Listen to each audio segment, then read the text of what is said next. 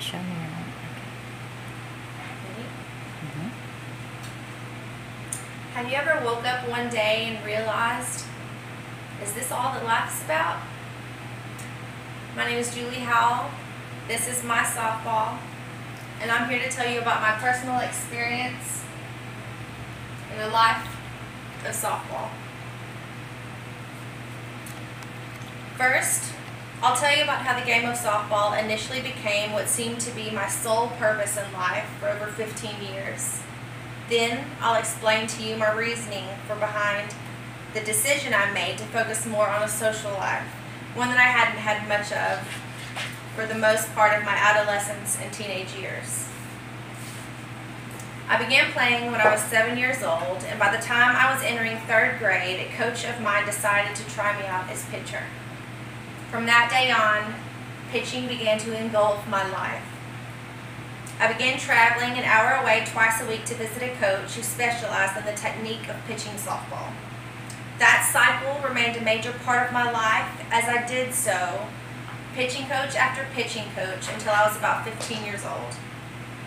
I remember learning so much from them, and that I appreciated, but the pitching didn't stop there, as I was coached to bring it home with me and practice daily.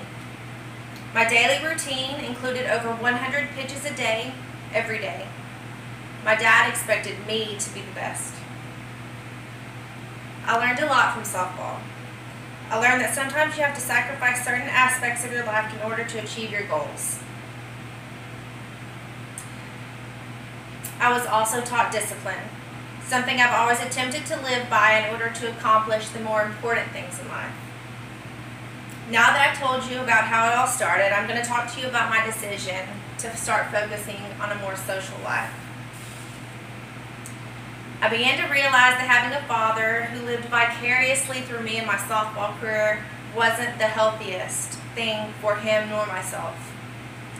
I wasn't allowed to attend birthday parties, slumber parties, or sleepovers, or any other events unless I had pitched that day. This began a development of resentment towards the craft I once loved.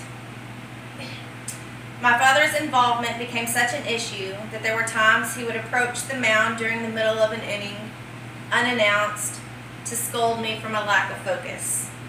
And no, he wasn't even my coach. I finally made the decision one day, when I was 16 years old, that I would no longer live on such a strict schedule. I told my father that I wanted to continue to play softball and play for my high school, but I refused to do so day in and day out on such a strict schedule.